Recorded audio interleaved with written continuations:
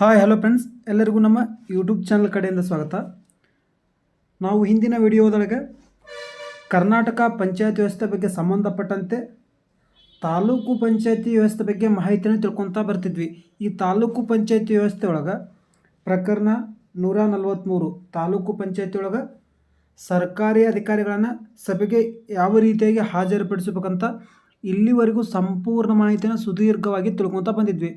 ಇವತ್ತಿನ ವಿಡಿಯೋದೊಳಗೆ ಇದರ ಮುಂದುವರೆದ ಭಾಗದ ಅಧ್ಯಾಯ 8 ತಾಲೂಕು ಪಂಚಾಯತಿ ಅಧ್ಯಕ್ಷ ಮತ್ತು ಉಪಾಧ್ಯಕ್ಷರ ಕಾರ್ಯಗಳೇನು, ಕರ್ತವ್ಯಗಳೇನು ಮತ್ತು ಅವರ ಅಧಿಕಾರಗಳೇನಂತ ಎಂಬುದಾಗಿ ಯಾವ ರೀತಿ ಇರ್ತಾವಂತ ಒಂದೊಂದಾಗಿ ಸಂಕ್ಷಿಪ್ತ ಮಾಹಿತಿಯನ್ನು ಇವತ್ತಿನ ವಿಡಿಯೋದೊಳಗೆ ತಿಳ್ಕೊತ ಹೋಗೋಣ.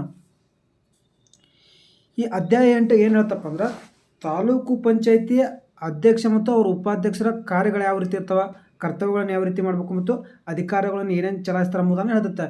ಇದರಲ್ಲಿ ನೆಕ್ಸ್ಟ್ ಪ್ರಕರಣ ಯಾವುದಪ್ಪ ಅಂದ್ರೆ ಪ್ರಕರಣ 145. ಈ 145ನೇ ಪ್ರಕರಣ ಏನತ್ತಪ್ಪ ಅಂದ್ರೆ ತಾಲೂಕು ಪಂಚಾಯತಿಯ ಕಾರ್ಯಗಳ ಬಗ್ಗೆ ಹೇಳುತ್ತೆ. ಯಾವುದ್ರ ಬಗ್ಗೆ ಹೇಳುತ್ತೆ? ತಾಲೂಕು ಪಂಚಾಯತಿಯ ಕಾರ್ಯಗಳು ಯಾವ ರೀತಿಯಾಗಿ ಮಾಡ್ಬೇಕೆಂಬುದನ್ನು ಪ್ರಕರಣ 145 ಹೇಳುತ್ತೆ. ಯಾವ ರೀತಿಯಾಗಿ ಮಾಡ್ಬೇಕಪ್ಪ ಅಂದ್ರೆ, ತನ್ನ ತಾಲೂಕು ಪಂಚಾಯತಿ ವ್ಯಾಪ್ತಿಯಲ್ಲಿರುವ ಪ್ರತಿಯೊಬ್ಬ ವ್ಯಕ್ತಿಗೂ ಕೂಡ ಪ್ರತಿದಿನಕ್ಕೆ ಕನಿಷ್ಠವಾಗಿ 55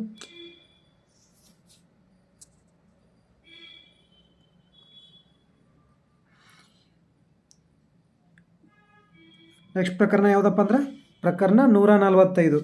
ಈ 145ನೇ ಪ್ರಕರಣ ಹೇಳುತ್ತಪ್ಪ ಅಂದ್ರೆ ತಾಲೂಕು ಪಂಚಾಯತಿಯ ಕಾರ್ಯಗಳ ಬಗ್ಗೆ ಹೇಳುತ್ತೆ. ಒಂದು ತಾಲೂಕು ಪಂಚಾಯತಿ ಯಾವ ರೀತಿಯಾಗಿ ತನ್ನ ಕಾರ್ಯಗಳನ್ನು ನಿಭಾಯಿಸಬೇಕೆಂಬುದನ್ನು ಪ್ರಕರಣ 145 ಹೇಳುತ್ತೆ. ಯಾವ ರೀತಿಯಾಗಿ ಇರ್ತಾವಪ್ಪ ಅಂದ್ರೆ, ತನ್ನ ತಾಲೂಕು ಪಂಚಾಯತಿ ವ್ಯಾಪ್ತಿಯೊಳಗೆ ಪ್ರತಿದಿನಕ್ಕೆ ಒಬ್ಬ ವ್ಯಕ್ತಿಗೆ ಕನಿಷ್ಠ 55 ಲೀಟರ್ ನೀರನ್ನು ಪೂರೈಸಲೇಬೇಕಾಗುತ್ತೆ. ಅದು ಕುಡಿಯೋಕ್ಕಾಗಿರ್ಬೋದು, ತನ್ನ ಬಳಕೆಗಾಗಲಿ, ಯಾವುದಕ್ಕೆ ಆಗಲಿ ಕನಿಷ್ಠ ಪಕ್ಷ ಒಂದು ದಿನಕ್ಕೆ 55 ಲೀಟರ್ ನೀರನ್ನು ಒದಗಿಸಬೇಕಾಗುತ್ತೆ. ಇದು ತಾಲೂಕು ಪಂಚಾಯತಿ. ಇನ್ನು ತನ್ನ ತಾಲೂಕು ಪಂಚಾಯತಿ ವ್ಯಾಪ್ತಿಯಲ್ಲಿ ಬರುವ ಪ್ರತಿಯೊಂದು ಗ್ರಾಮ ಪಂಚಾಯತಿಯಲ್ಲಿ ಗ್ರಾಮ ಸಭೆಗಳು ನಡೀತವೆ. ಈ ಗ್ರಾಮ ಸಭೆಗಳನ್ನು ನಡೆಸುವ ಅಧಿಕಾರ ಈ ತಾಲೂಕು ಪಂಚಾಯತಿಗೆ ಇರುತ್ತೆ. ಇನ್ನು ತಮ್ಮ ಪಂಚಾಯತಿ ವ್ಯಾಪ್ತಿಯಲ್ಲಿ ಬರುವ ಪ್ರತಿಯೊಂದು ಮನೆಗಳು ಕೂಡ ಶೌಚಾಲಯವನ್ನು ನಿರ್ಮಾಣ ಮಾಡಲೇಬೇಕಾಗುತ್ತೆ. ತಾಲೂಕು ಪಂಚಾಯತಿ ಇದರ ಅಧಿಕಾರ ಅಥವಾ ಕಾರ್ಯ ಕೂಡ ಅಂತ ಕೂಡ ಹೇಳ್ಬೋದು. ಇದು ಈ ತಾಲೂಕು ಪಂಚಾಯತಿ ವ್ಯಾಪ್ತಿಯೊಳಗೆ ಪ್ರತಿ ವರ್ಷ ಹೊಸ ಮನೆ ನಿರ್ಮಾಣ ಆಗ್ತಲ್ಲ, ಕಡ್ಡಾಯವಾಗಿ ಶೌಚಾಲಯ ನಿರ್ಮಾಣವಾಗಲೇಬೇಕು ಅಂತ ಕೂಡ ಹೇಳುತ್ತೆ. ಇನ್ನು ಪ್ರತಿಯೊಂದು ಗ್ರಾಮ ಪಂಚಾಯತಿಯ ಅಂಕಿಅಂಶಗಳನ್ನು ಸಂಗ್ರಹ ಮಾಡುವ ಅಧಿಕಾರ ಕೂಡ ತಾಲೂಕು ಪಂಚಾಯತ್ ಇರುತ್ತೆ. ಪ್ರತಿಯೊಂದು ತನ್ನ ವ್ಯಾಪ್ತಿಯಲ್ಲಿ ಬರುವ ಯಾವುದೇ ಗ್ರಾಮ ಪಂಚಾಯತಿಯ ಅಂಕಿಅಂಶಗಳನ್ನು ಸಂಗ್ರಹಿಸುವ ಅಧಿಕಾರ ಯಾರಿಗಿರುತ್ತಪ್ಪ ಅಂದ್ರೆ ತಾಲೂಕು ಪಂಚಾಯತಿಗೆ ಇರುತ್ತೆ. ಇನ್ನು ಆ ತಾಲೂಕು ಪಂಚಾಯತಿ ವ್ಯಾಪ್ತಿಯೊಳಗೆ ಮಹಿಳಾ ಸಹಕಾರಿ ಬ್ಯಾಂಕ್ ಏನಾದರೂ ಇದ್ದರೆ ಆ ಮಹಿಳಾ ಸಹಕಾರಿ ಬ್ಯಾಂಕಿಗೆ ನಿರ್ದೇಶಕನ ಮಂಡಳಿ ಅಂತ ಇರುತ್ತೆ. ಆ ಮಂಡಳಿಗೆ 3 ಮಹಿಳಾ ಸದಸ್ಯರನ್ನ ಪದನಿಮಿತ್ತ ನಿರ್ದೇಶಕರನ್ನಾಗಿ ನಾಮನಿರ್ದೇಶನ ಮಾಡುವ ಅಧಿಕಾರ ಯಾರಿಗಿರುತ್ತಪ್ಪ ಅಂದ್ರೆ ತಾಲೂಕು ಪಂಚಾಯತಿಗಿರುತ್ತೆ. ಈ 3 ಜನರನ್ನು ನೇಮಕ ಮಾಡ್ತಾರಲ್ಲ, ಇದರಲ್ಲಿ ಕಡ್ಡಾಯವಾಗಿ ಒಬ್ಬ ಮಹಿಳೆ ಸದಸ್ಯರು ಇರಲೇಬೇಕಾಗುತ್ತೆ. ಇಲ್ಲಿ ಪ್ರಕರಣ 145A ಇದೇನಾಯ್ತಪ್ಪ ಅಂದ್ರೆ ಯೋಜನೆ ಕ್ರೋಢೀಕರಣ ಮತ್ತು ಸಮಗ್ರಗೊಳಿಸುವ ಬಗ್ಗೆ ಹೇಳುತ್ತೆ. ಒಂದು ತಾಲೂಕು ಪಂಚಾಯಿತಿಯ ಯೋಜನೆಗಳು ಯಾವ ರೀತಿ ಯೋಜನೆಗಳನ್ನು ಮಾಡ್ಬೇಕಂತ ಒಂದು ಯೋಜನೆಯನ್ನು ಕ್ರೋಢೀಕರಿಸಿ ಅಂದರೆ ವಾರ್ಷಿಕ ಯೋಜನೆಯನ್ನು ಸಿದ್ಧಪಡಿಸ್ಬೇಕಾಗುತ್ತೆ ತಾಲೂಕು ಪಂಚಾಯತಿ. ಇಲ್ಲಿ ಇದನ್ನು ಮಾಡಬೇಕು, ಈ ಕೆಲಸಕ್ಕೆ ಎಷ್ಟು ಬೇಕು, ಹಿಂಗೊಂದು ವಾರ್ಷಿಕ ಯೋಜನೆಯನ್ನು ಸಿದ್ಧಪಡಿಸಿ ಇದರ ಒಂದು ಪ್ರತಿಯನ್ನು ಜಿಲ್ಲಾ ಪಂಚಾಯತಿಗೆ ಸಲ್ಲಿಸಬೇಕಾಗುತ್ತೆ. ಒಂದು ಪ್ರತಿಯನ್ನು ಜಿಲ್ಲಾ ಪಂಚಾಯತಿಗೆ ಸಲ್ಲಿಸಬೇಕಾಗುತ್ತೆ. ಈ ಜಿಲ್ಲಾ ಪಂಚಾಯತಿಗೆ ಸಲ್ಲಿಸಿದಾದ್ಮೇಲೆ ಒಂದು ಯೋಜನಾ ಸಮಿತಿ ಅಂತ ಇರುತ್ತೆ. ತಾಲೂಕು ಯೋಜನಾ ಸಮಿತಿ ಅಂತ ಇರುತ್ತೆ. ಯೋಜನಾ ಸಮಿತಿಗೂ ಕೂಡ ಒಂದು ಇದನ್ನು ಪ್ರತಿಯನ್ನು ಹಾಜರುಪಡಿಸಲೇಬೇಕಾಗುತ್ತೆ ತಾಲೂಕು ಪಂಚಾಯತಿ. ನೆಕ್ಸ್ಟ್ ಪ್ರಕರಣ 146ನೇ ಪ್ರಕರಣ ಹೇಳ್ತಪ್ಪ ಅಂದ್ರೆ ಕಾರ್ಯಗಳನ್ನು ವಹಿಸಿಕೊಳ್ಳುವುದ್ರ ಬಗ್ಗೆ ಹೇಳುತ್ತೆ. ಒಂದು ತಾಲೂಕು ಪಂಚಾಯತಿ ಯಾವ ರೀತಿಯಾಗಿ ತನ್ನ ಕಾರ್ಯಗಳನ್ನು ವಹಿಸಿಕೊಳ್ಳಬೇಕು ಎಂಬುದನ್ನು ಪ್ರಕರಣ 146 ಹೇಳುತ್ತೆ. ಕಾರ್ಯಗಳನ್ನು ವಹಿಸಿಕೊಳ್ಳುವುದಂದ್ರೆ ಇವ್ರಿಗೆ ಕಾರ್ಯಗಳನ್ನು ಯಾರು ವಹಿಸ್ತಾರಪ್ಪ ಅಂದ್ರೆ ಸರ್ಕಾರ, ಅಂದರೆ ನಮ್ಮ ರಾಜ್ಯ ಸರ್ಕಾರ ತನ್ನ ಕಾರ್ಯಗಳನ್ನು ತಾಲೂಕು ಪಂಚಾಯತಿಗೆ ವಹಿಸುವ ಅಧಿಕಾರ ಇರುತ್ತೆ. ಈ ತಾಲೂಕು ಪಂಚಾಯತಿಗೆ ತನ್ನ ಕಾರ್ಯಗಳನ್ನು ಸರ್ಕಾರ ವಹಿಸಿರುತ್ತಲ್ಲ, ಸರ್ಕಾರ ತಾಲೂಕು ಪಂಚಾಯತಿಗೆ ವಹಿಸಿದ ಕಾರ್ಯಗಳನ್ನು ಒಂದು ಅಧಿಸೂಚನೆ ಮೂಲಕ ಅದನ್ನು ಮಾರ್ಪಾಡು ಮಾಡುವ ಅಧಿಕಾರ ಕೂಡ ಸರ್ಕಾರಕ್ಕೆ ಇರುತ್ತೆ. ಮಾರ್ಪಾಡು ಮಾಡೋದಷ್ಟೇ ಇಲ್ಲದೆ ಅದನ್ನು ಹಿಂಪಡೆಯುವ ಅಧಿಕಾರ ಕೂಡ ಸರ್ಕಾರಕ್ಕೆ ಇರುತ್ತೆ. ಅದಕ್ಕೆ ತಾಲೂಕು ಪಂಚಾಯತಿ ತಲೆಬಾಗಲೇಬೇಕಾಗುತ್ತೆ. ನೆಕ್ಸ್ಟ್ ಪ್ರಕರಣ 147. ಈ 147ನೇ ಪ್ರಕರಣ ಹೇಳುತ್ತಪ್ಪ ಅಂದ್ರೆ ತಾಲೂಕು ಪಂಚಾಯತಿಯ ಸಾಮಾನ್ಯ ಅಧಿಕಾರಿಗಳ ಬಗ್ಗೆ ಹೇಳುತ್ತೆ. ಯಾವುದ್ರ ಬಗ್ಗೆ ಹೇಳುತ್ತೆ? ತಾಲೂಕು ಪಂಚಾಯತಿಯ ಸಾಮಾನ್ಯ ಅಧಿಕಾರಿಗಳ ಬಗ್ಗೆ ಹೇಳುತ್ತೆ. ನೆಕ್ಸ್ಟ್ ಪ್ರಕರಣ 148. ಈ 148ನೇ ಪ್ರಕರಣ ಹೇಳುತ್ತಪ್ಪ ಅಂದ್ರೆ ತಾಲೂಕು ಪಂಚಾಯಿತಿಯ ಸ್ಥಾಯಿ ಸಮಿತಿಗಳ ಬಗ್ಗೆ ಹೇಳುತ್ತೆ. ಯಾವುದ್ರ ಬಗ್ಗೆ ಹೇಳುತ್ತೆ? ತಾಲೂಕು ಪಂಚಾಯಿತಿಯ ಸ್ಥಾಯಿ ಸಮಿತಿಗಳ ಬಗ್ಗೆ ಹೇಳುತ್ತೆ. ಅಲ್ಲಿ ಗ್ರಾಮ ಪಂಚಾಯಿತಿಯ ಸ್ಥಾಯಿ ಸಮಿತಿಗಳ ಬಗ್ಗೆ ಯಾವ್ದು ಹೇಳ್ತಿತ್ತು? ಪ್ರಕರಣ 61 ಹೇಳ್ತಿತ್ತು. ಇಲ್ಲಿ 148 ಹೇಳುತ್ತೆ. ನೆಕ್ಸ್ಟು ಜಿಲ್ಲಾ ಪಂಚಾಯತಿ ಸ್ಥಾಯಿ ಸಮಿತಿಗಳ ಬಗ್ಗೆ ಜಿಲ್ಲಾ ಪಂಚಾಯತಿ ಮಾಡೋ ಪ್ರಕಾರ ನೋಡೋಣ. ಈ ತಾಲೂಕು ಪಂಚಾಯತಿ ಒಳಗೆ ಅಂದರೆ ತಾಲೂಕು ಪಂಚಾಯತಿ ಒಳಗೆ ಒಟ್ಟು 3 ಸ್ಥಾಯಿ ಸಮಿತಿಗಳು ಬರ್ತವೆ. ಅವು ಯಾವ್ಯಾವಪ್ಪ ಅಂದರೆ, ಒಂದು ಸಾಮಾನ್ಯ ಸ್ಥಾಯಿ ಸಮಿತಿ ಅಂತ ಬರುತ್ತೆ.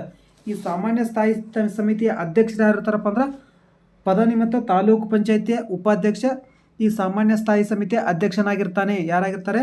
ತಾಲೂಕು ಪಂಚಾಯತಿಯ ಉಪಾಧ್ಯಕ್ಷ ಆಗಿರ್ತಾನೆ.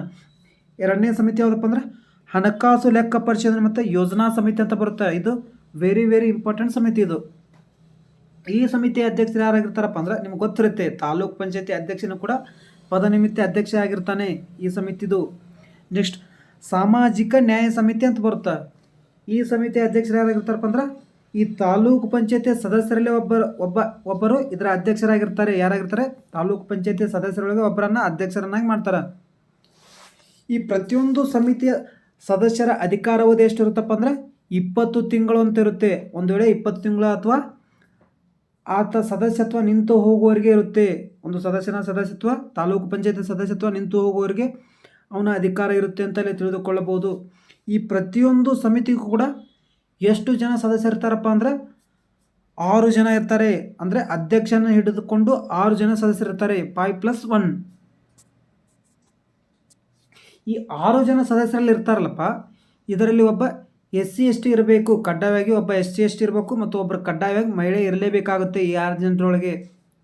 ಒಂದು ತಾಲೂಕು ಪಂಚಾಯತಿ ಯಾವುದೇ ಚುನಾಯಿತ ಸದಸ್ಯ ಇರ್ತಾನಲ್ಲ, ಒಂದಕ್ಕಿಂತ ಹೆಚ್ಚು ಸಮಿತಿಯಲ್ಲಿ ಸೇವೆ ಸಲ್ಲಿಸುವ ಅಧಿಕಾರ ಇರುವುದಿಲ್ಲ. ಒಬ್ಬ ಸದಸ್ಯ ಒಂದು ಸಮಿತಿಗೆ ಸದಸ್ಯನಾಗುವ ಅಧಿಕಾರ ಇರುತ್ತೆ ಆತನಿಗೆ. ಈ ಪ್ರತಿಯೊಂದು ಸಮಿತಿಯ ಕಾರ್ಯದರ್ಶಿ ಯಾರಿರ್ತಾರಪ್ಪ ಅಂದ್ರೆ ಪದನಿಮಿತ್ತ ಕಾರ್ಯದರ್ಶಿ ಯಾರಪ್ಪ ಅಂದ್ರೆ ತಾಲೂಕು ಪಂಚಾಯತಿಯ ಎಕ್ಸಿಕ್ಯೂಟಿವ್ ಆಫೀಸರ್ ಇರ್ತಾನೆ. ಯಾರು? ತಾಲೂಕು ಪಂಚಾಯತಿಯ ಕಾರ್ಯನಿರ್ವಾಹಕ ಅಧಿಕಾರಿ. ಇದರ ಪದನಿಮಿತ್ತ ಈ 3 ಸಮಿತಿಯ ಪದನಿಮಿತ್ತ ಕಾರ್ಯದರ್ಶಿ ಆಗಿರ್ತಾನೆ. ನೆಕ್ಸ್ಟ್ ಪ್ರಕರಣ 149A ಅಂತ ಬರುತ್ತೆ. ಇದೇನು ಹೇಳುತ್ತಪ್ಪ ಅಂದ್ರೆ ಸ್ಥಾಯಿ ಸಮಿತಿಗಳ ಕಾರ್ಯಗಳ ಬಗ್ಗೆ ಹೇಳುತ್ತೆ. ಈ ಮೇಲಿನ 3 ಸ್ಥಾಯಿ ಸಮಿತಿಗಳ ಕಾರ್ಯಗಳೇನಂತ ಈ ಪ್ರಕರಣ 149A ಹೇಳುತ್ತೆ. ಮೊದಲನೇ ಪ್ರಮುಖ ಸಮಿತಿ ಯಾವುದಿತ್ತಪ್ಪ ಅಂದ್ರೆ ಸಾಮಾನ್ಯ ಸ್ಥಾಯಿ ಸಮಿತಿ.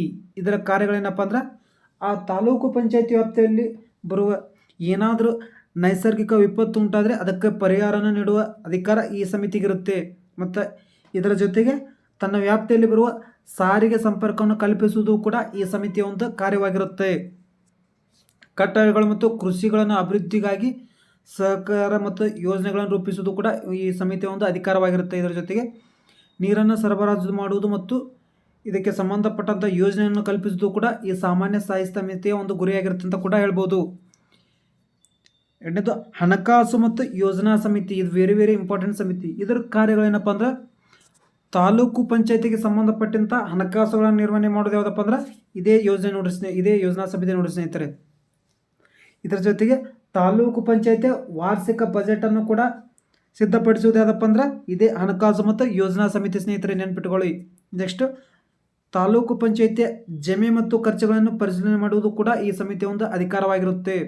ಮತ್ತು ತಾಲೂಕು ಪಂಚಾಯತಿಯ ಆದಾಯ ವೆಚ್ಚದ ಮೇಲ್ವಿಚಾರಣೆ ಕೂಡ ಇದೇ ಮಾಡುತ್ತೆ. ಯಾವ್ದು ಮಾಡುತ್ತೆ? ಹಣಕಾಸು ಮತ್ತು ಯೋಜನಾ ಸಮಿತಿ. ವೆರಿ ವೆರಿ ಇಂಪಾರ್ಟೆಂಟ್ ಸಮಿತಿ ಇದು.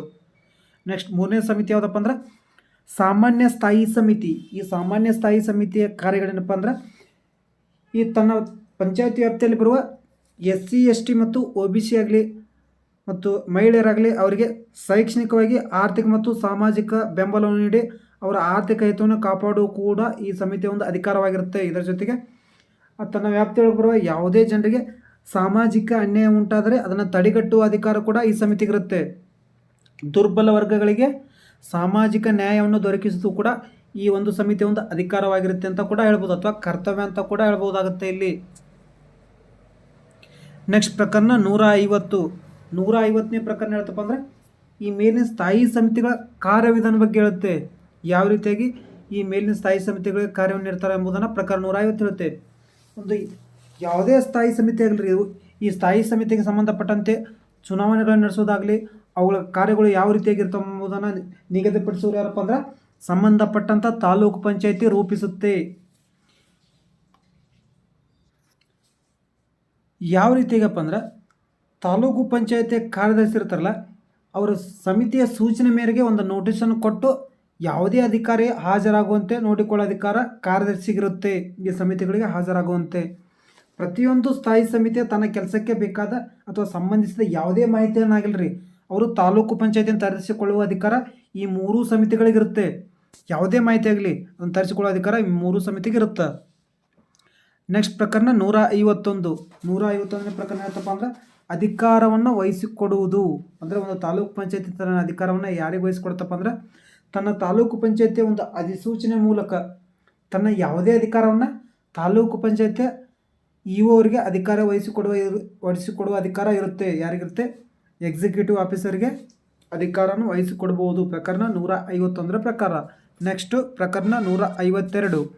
ಈ ಪ್ರಕರಣ ಏನಂತಪ್ಪ ಅಂದ್ರೆ ತಾಲೂಕು ಪಂಚಾಯತಿ ಅಧ್ಯಕ್ಷರುಗಳ ಅಧಿಕಾರ ಮತ್ತು ಕರ್ತವ್ಯಗಳ ಬಗ್ಗೆ ಇರುತ್ತೆ. ಒಂದು ತಾಲೂಕು ಪಂಚಾಯತಿ ಅಧ್ಯಕ್ಷರ ಅಧಿಕಾರ ಏನು ಮತ್ತು ಅವರ ಕರ್ತವ್ಯಗಳೇನು ಎಂಬುದನ್ನು ಪ್ರಕರಣ 152 ಹೇಳುತ್ತದೆ. ಯಾವ ರೀತಿಯಾಗಿರುತ್ತಪ್ಪ ಅಂದ್ರೆ ತಾಲೂಕು ಪಂಚಾಯತಿ ಸಭೆ ಕರೆದು ಮತ್ತು ಅದರ ಅಧ್ಯಕ್ಷತೆಯನ್ನು ವಹಿಸುವುದು ಇವರ ಒಂದು ಪ್ರಮುಖ ಆದ್ಯ ಕರ್ತವ್ಯ ಅಥವಾ ಅಧಿಕಾರ ಅಂತ ಕೂಡ ಹೇಳ್ಬೋದು. ಇಲ್ಲಿ ಒಂದು ತಾಲೂಕು ಪಂಚಾಯತಿಯಲ್ಲಿ ಈಗಾಗಲೇ ಇರುವ ಯಾವುದೇ ಕಾರ್ಯವನ್ನು ಈಡೇರಿಸೋಕ್ಕಾಗಿ ತಾಲೂಕು ಪಂಚಾಯತಿಯ ಕಾರ್ಯನಿರ್ವಾಹಕ ಅಂದರೆ ಎಕ್ಸಿಕ್ಯೂಟಿವ್ ಆಫೀಸರ್ ಮೇಲೆ ನಿಯಂತ್ರಣವನ್ನು ಕೂಡ ಇಡುವುದು ತಾಲೂಕು ಪಂಚಾಯತ್ ಅಧ್ಯಕ್ಷನಿಗೆ ಇರುತ್ತೆ. ತನ್ನ ತಾಲೂಕು ಪಂಚಾಯತ್ ವ್ಯಾಪ್ತಿಯೊಳಗೆ ಏನಾದರೂ ಪ್ರಕೃತಿ ವಿಕೋಪ ಉಂಟಾಗಿ ಮರಣ ಹೊಂದಿದರೆ ಅಂಥ ವ್ಯಕ್ತಿಗಳಿಗೆ 1 ವರ್ಷದಲ್ಲಿ 1 ಲಕ್ಷ ರೂಪಾಯಿ ಪರಿಹಾರ ಧನವನ್ನು ನೀಡುವ ಅಧಿಕಾರ ಕೂಡ ತಾಲೂಕು ಪಂಚಾಯತಿ ಅಧ್ಯಕ್ಷನಿಗಿರುತ್ತೆ. ಯಾರಿಗಿರುತ್ತೆ? ತಾಲೂಕು ಪಂಚಾಯತಿ ಅಧ್ಯಕ್ಷನಿಗಿರುತ್ತೆ. ನೆಕ್ಸ್ಟ್ ಪ್ರಕರಣ 153 ಏನಪ್ಪ ಅಂದ್ರೆ ತಾಲೂಕು ಪಂಚಾಯತಿಯ ಉಪಾಧ್ಯಕ್ಷರ ಅಧಿಕಾರ ಮತ್ತು ಕರ್ತವ್ಯಗಳ ಬಗ್ಗೆ ಇರುತ್ತೆ. ಇವರ ಅಧಿಕಾರ ಮತ್ತು ಕರ್ತವ್ಯ ಏನಪ್ಪ ಅಂದ್ರೆ ಒಂದು ವೇಳೆ ತಾಲೂಕು ಪಂಚಾಯತಿ ಅಧ್ಯಕ್ಷ ಒಂದು ಗೈರು ಹಾಜರಾಗಿದ್ದರೆ ಅಂಥ ಸಮಯದೊಳಗೆ ತಾಲೂಕು ಪಂಚಾಯತಿ ಸಭೆಯನ್ನು ಕರೆದು ಅದರ ಅಧ್ಯಕ್ಷತೆಯನ್ನು ವಹಿಸುವುದು ಕೂಡ ಇವರ ಒಂದು ಪ್ರಮುಖ ಅಧಿಕಾರವಾಗಿರುತ್ತೆ ಅಥವಾ ಒಂದು ಕರ್ತವ್ಯ ಅಂತ ಕೂಡ ಹೇಳ್ಬೋದು. ಇದಷ್ಟೇ ಅಲ್ಲದೆ ಇವರು ಸಾಮಾನ್ಯ ಸ್ಥಾಯಿ ಸಮಿತಿಯ ಪದನಿಮಿತ್ತ ಅಧ್ಯಕ್ಷರು ಕೂಡ ಇವರಾಗಿರ್ತಾರೆ, ತಾಲೂಕು ಪಂಚಾಯತಿಯ ಉಪಾಧ್ಯಕ್ಷರು. ನೆಕ್ಸ್ಟ್ ಪ್ರಕರಣ 154ನೇ ಪ್ರಕರಣ ಏನಪ್ಪ ಅಂದ್ರೆ ಕರಾರುಗಳನ್ನು ಮಾಡಿಕೊಳ್ಳುವ ವಿಧಾನದ ಬಗ್ಗೆ ಇರುತ್ತೆ. ತಾಲೂಕು ಪಂಚಾಯತಿ ಯಾವ ರೀತಿಯಾಗಿ ಕರಾರುಗಳನ್ನು ಮಾಡಿಕೊಳ್ಬೇಕು ಎಂಬುದನ್ನು ಪ್ರಕರಣ 154 ಹೇಳುತ್ತೆ. ಯಾವ ರೀತಿಯಾಗಿ ಮಾಡಿಕೊಳ್ಬೇಕಪ್ಪ ಅಂದ್ರೆ ತಾಲೂಕು ಪಂಚಾಯತಿ ಮಾಡಿಕೊಳ್ಳುವ ಕರಾರ ಯಾವ ರೀತಿಯಾಗಿರ್ಬೇಕಪ್ಪ ಅಂದ್ರೆ ಕರ್ನಾಟಕ ಸಾರ್ವಜನಿಕ ಪಾರದರ್ಶಕತೆ ಅಧಿನಿಯಮ 1999ರ ಪ್ರಕಾರ ಇರಬೇಕಂತ ಇದು ಹೇಳುತ್ತೆ. ಒಂದು ತಾಲೂಕು ಪಂಚಾಯತಿಯ ಪರವಾಗಿ ತಾಲೂಕು ಪಂಚಾಯತಿಯ ಎಕ್ಸಿಕ್ಯೂಟಿವ್ ಆಫೀಸರ್ ಏನು ಮಾಡ್ಬೋದಪ್ಪ ಅಂದ್ರೆ ಒಂದು ಒಪ್ಪಂದ ಅಥವಾ ಕರಾರನ್ನು ಮಾಡಿಕೊಳ್ಳುವ ಮೂಲಕ ಅಂದರೆ ಯಾವುದೇ ವ್ಯಕ್ತಿಗೆ ಒಂದು ತಾಲೂಕು ಪಂಚಾಯತಿಯಲ್ಲಿ ಬರುವ ಕೆಲಸಕ್ಕೆ ಸಂಬಂಧಪಟ್ಟಂತೆ ಕರಾರವನ್ನು ಮಾಡಿಕೊಳ್ಳೋ ಅಧಿಕಾರ ಯಾರಿಗಿರುತ್ತೆ? ತಾಲೂಕು ಪಂಚಾಯತಿ ಎಕ್ಸಿಕ್ಯೂಟಿವ್ ಆಫೀಸರ್ಗಿರುತ್ತೆ. ಈ ಕರಾರನ್ನು ಮಾಡಿಕೊಂಡು ಅವರಿಗೆ ಕರಾರು ಮಾಡಿಕೊಂಡ ವ್ಯಕ್ತಿಗೆ ಸುಮಾರು 100ಕ್ಕೆ 10% ಕಡಿಮೆ ಇಲ್ಲದಂತೆ ಸಂಭೋಗ ಅಥವಾ ಕೊಡುಗೆಯನ್ನು ನೀಡಿ ಕೂಡ ಇವರು ಕರಾರನ್ನು ಮಾಡಿಕೊಳ್ಳೋ ಅಧಿಕಾರ ಇರುತ್ತೆ. ಅಂದರೆ ಈಗ ಒಂದು ತಾಲೂಕು ಪಂಚಾಯತ್ ವ್ಯಕ್ತಿಯೊಳಗೆ ಏನಾದರೂ ಒಂದು ಕೆಲಸ ಮಾಡ್ಬೇಕಂದ್ರೆ ಸುಮಾರು 1 ಲಕ್ಷದ ಕೆಲಸ ಅಂತ ಇರ್ತದೆ ಅಂತ ಇಟ್ಕೋರಿ. ಅದಕ್ಕೆ 10% ಅಂದರೆ 10,000 ಸಂಭೋಗ ಅಥವಾ ಕೊಡುಗೆಯನ್ನು ನೀಡಿ ಕರಾರನ್ನು ಮಾಡಿಕೊಳ್ಳೋ ಅಧಿಕಾರ ಒಂದು ತಾಲೂಕು ಪಂಚಾಯತಿಯ ಕಾರ್ಯನಿರ್ವಾಹಕ ಅಧಿಕಾರಿಗೆ ಇರುತ್ತೆ ಇಲ್ಲಿ. Thank you friends. ಈ ಮಾಹಿತಿ ನಿಮಗೆ ಇಷ್ಟವಾಗಿದ್ದರೆ ನಮ್ಮ ಚಾನಲ್ದ ಅಡ್ಡಾ ವಾರಿಯರ್ಸ್ ಯೂಟ್ಯೂಬ್ ಚಾನಲ್ಗೆ ಲೈಕ್ ಮಾಡಿ, ಶೇರ್ ಮಾಡಿ, ಸಬ್ಸ್ಕ್ರೈಬ್ ಮಾಡಿ, ಕೆಳಗಡೆ ಕಮೆಂಟ್ ಬಾಕ್ಸ್ ಒಳಗೆ ನಿಮ್ಮ ಅನಿಸಿಕೆಯನ್ನು ತಿಳಿಸಿ. Thank you.